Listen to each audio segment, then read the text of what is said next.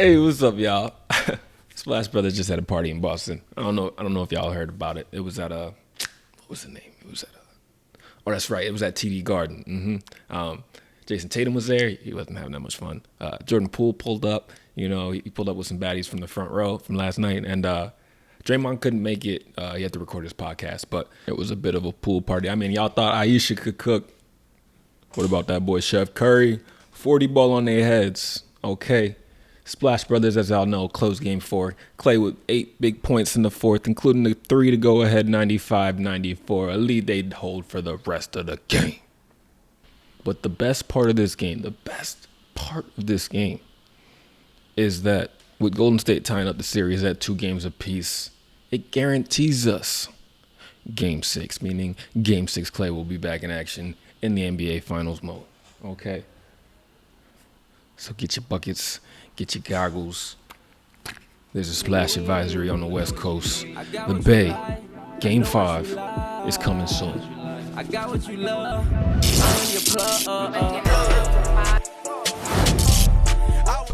What's up? Back again for another episode of the Hoop Plug. As you guys can tell, I am here doing this episode solo. Faraz will be back next week.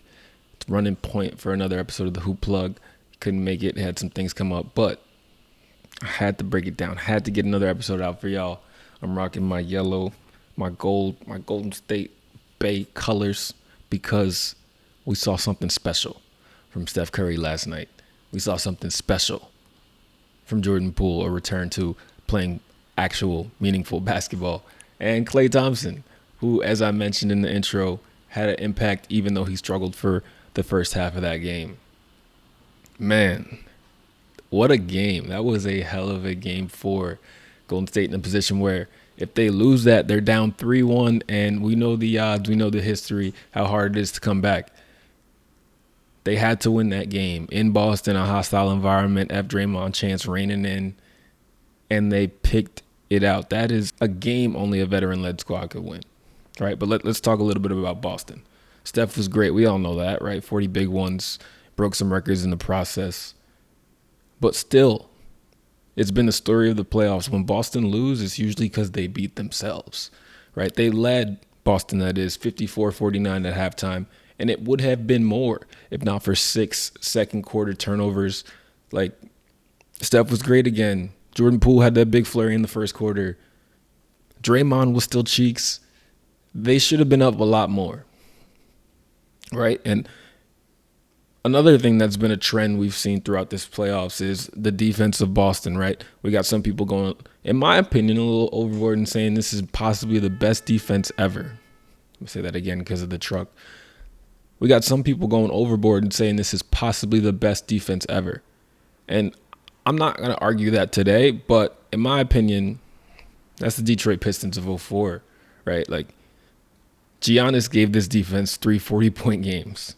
Jimmy gave them 2 40-point games. Steph gave them a 40 ball last night.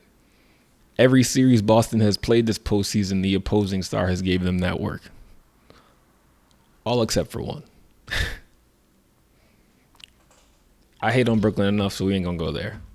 But there's also a couple Draymond storylines we need to discuss, right? So we know first half, again, horrendous for Draymond. So bad his mom was calling him out on Twitter. Right. And Steve Kerr did. Let's give props to Steve Kerr. He did what a lot of people said he needed to do. Maybe he didn't go and push the Kuminga Moody buttons that a lot of y'all said y'all wanted. I personally don't have a problem with that. A lot of people calling for Kuminga and Moses Moody to get more playing time. They're like 20, 21 years old.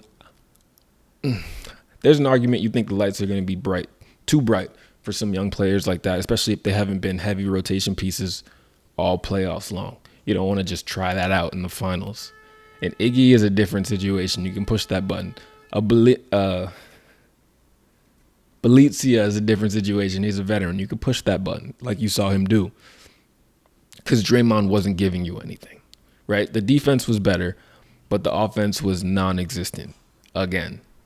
So what did Steve Kerr do? He pulls him out with under 8 minutes remaining in the fourth quarter, doesn't play him until there's under 3 minutes remaining, right? That's a 5-minute stretch of very important basketball where it's nip and tuck back and forth, where you don't have Draymond Green on the court. And it worked. right? It worked. Draymond after the game said he wasn't thrilled that this happened. He went on the podcast, walked it back a little bit, but then doubled down saying, no, I'm not happy about it. None of us should be happy about it. We're competitive. But as long as we win, that's the final thing. But still, yeah, it's okay to not be happy about it, but you don't have any reason to be mad, man. You're out there not doing anything, right? Why should you be playing? And Draymond's going to have to be better. Steve Kerr went out and said it. You don't usually hear coaches this honest about one of their key players, but he said this is a series going to be tough for him to score in. Boston's length, athleticism is something that this version of Draymond Green can't really do much with. Yeah. So to his credit, though, Draymond did come up with some big plays at the end of the fourth quarter, right? He had a big stop, an offensive rebound, and an assist that all helped extend the Golden State lead after Klay's big tree ball and Steph's flurry. I got to own up to something, though, right? Going back to Game 3, we recorded the last episode before Game 3. I said I thought Boston's inexperience would show in Game 3 in front of the home crowd, right? You haven't played a finals game in front of this city. Boston fans going to act totally different. No, they've been acting totally different the whole playoffs, right? I guess it ain't nothing new. So I thought that Boston would come out a little shy, a little tentative, and it would lead to an early lead for Golden State. Well, that was wrong. Boston came out hot, led 30-15, 10 minutes in, and pretty much handled the rest of the way. So, owning up that mistake. But the interesting from Boston, right? Like, I came on the podcast and said after 2 games of this series, it's clear cut to me. I've seen enough. Boston is the better team. If they lose this series, it's because of the experience of Golden State and because Boston made turnovers and just kind of fumbled the bag. But the other observation that is quite clear to me is that Jaylen Brown has been the finals MVP this far.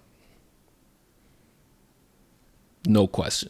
I think if the series ended today and Boston won, Jaylen Brown is taking that hardware home. The numbers are very close, right? They're both averaging, Jason Tatum and Jaylen Brown, about 23 points. Jaylen has a slight edge in rebounding. Jason Tatum has a slight edge in assists. But the efficiency is night and day difference. Stark contrast. Jaylen has been so much more efficient. And yes, it's for a reason, right? Like, the looks Jaylen gets are a lot easier than the looks Tatum gets. And it's by design because Golden State knows what Tatum is capable of. But it's time that we all give Jaylen Brown some credit. There's a guy I was real high on coming out of Cal, man. He had the body he has right now in Cal. He was running through people, freight train activity, could shoot a little bit. And it was just the mix of handle size and skill that were very impressive, right? It always looked a little different than Tatum. Tatum was at Duke as a 19-year-old doing sidesteps and jab pulls from mid-range. Like, he always had a even more advanced skill than Brown. Like, it was always Kobe-esque. It was always Carmelo with the footwork. It was always very pretty to watch. Paul George-esque. I think that's a really good comparison because the highs of Paul George, I saw this tweet, the peaks of Paul George and Jason Tatum are MVP level, right? We saw Paul George go crazy that year in OKC, finish top 3 in MVP voting. But then you'll also see him, while he's still going to be good, he's still going to get numbers, he's still going to get buggies. The low's just like, you're better than this. And we see that from Tatum because once every 5 games, he's kind of non-existent on the court like he was in Game 1, even though it led to a win and he still played well in the eyes of most. So back to Jaylen Brown, though. He has a game better built for the postseason, right? He has a I'm going to get to the basket, my will is greater than yours type of aspect to his game. And it lends well to these physical contests. It lends well when you're built like he is. So I think, man, while there is still time, Jason Tatum can go crazy, 40-point ball, 30-point, and lead to 2 wins and take home that finals MVP. I think the way we're headed, the way it's trending, and the way that they've won. Because the games that Boston has won, Jaylen Brown has been that lead dog. The games Jason Tatum has had the scoring explosions, well, it was only but one. Golden State has won those games. So that might be the recipe. The Al Horford, Jaylen Brown led, everyone else chip in, right? Jason Tatum's still going to be a focus point. Jason Tatum's still going to draw the double teams, but him moving that ball willingly and letting everyone else eat has seemed to be the key factor in a lot of these wins. All right, that's it. Another good one, a short one, but as I said, just wanted to get something for y'all. Feed the fans.